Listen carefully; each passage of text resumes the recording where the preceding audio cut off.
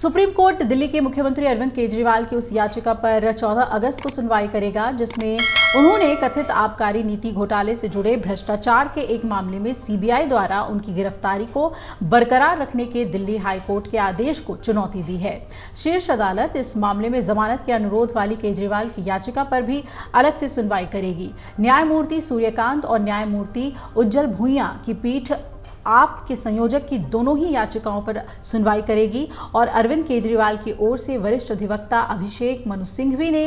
कल इसे तत्काल सूचीबद्ध करने के लिए अनुरोध किया तो सुप्रीम कोर्ट ने उनकी याचिका पर सुनवाई के लिए अपनी सहमति जता दी। दिल्ली हाईकोर्ट ने 5 अगस्त को मुख्यमंत्री की गिरफ्तारी को वैध ठहराया था और कहा था कि सीबीआई के कृत्यों में कोई दुर्भावना नहीं है, जिससे ये पता चलता है कि आम आदमी पार्टी के नेता किस तरह गवाहों को प्रभावित कर सकते हैं जो उनकी गिरफ्तारी के बाद ही गवाही देने का साहस जुटा सके। हाईकोर्ट ने उनसे सीबीआई मामले में नियमित जमानत के लिए निचली अदालत में जाने को कहा था और हाईकोर्ट ने यह भी कहा था कि सीबीआई द्वारा मुख्यमंत्री की गिरफ्तारी और प्रासंगिक साक्ष्य एकत्र करने के बाद उनके खिलाफ साक्ष्य का चक्र बंद कर दिया गया था और ये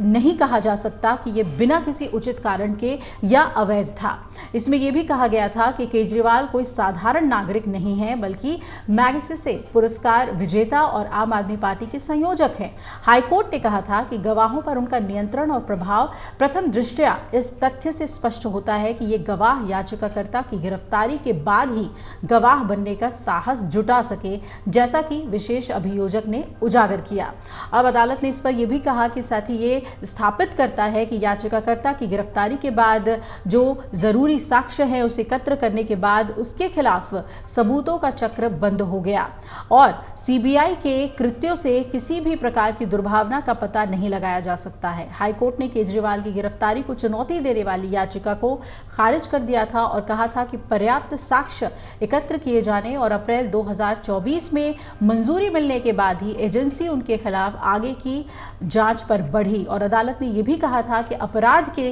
तार पंजाब तक फैले हुए हैं लेकिन केजरीवाल के पद के कारण उनके प्रभाव के कारण गवाह सामने नहीं आ रहे हैं। तो हाईकोर्ट ने कहा था कि उनकी गिरफ्तारी के बाद ही गवाह अपने बयान दर्ज कराने के लिए आगे आए हैं, इसलिए कोई दुर्भावना की बात नहीं हो सकती। अब देखना है कि इन तमाम तथ्यों को जब उच्च न्यायालय में यानी सुप्रीम कोर्ट में रखा जाएगा तो सुप्रीम कोर्ट का क्या रुख इस पर रहता है। क्या अरविंद केजरीवाल तिहाड़ जेल से बाहर आ पाएंगे? आज की बेहद अहम सुनवाई सुप्रीम कोर्ट में आज होगी और इससे जुड़ी हुई अपडेट हम आप तक पहुंचाएंगे।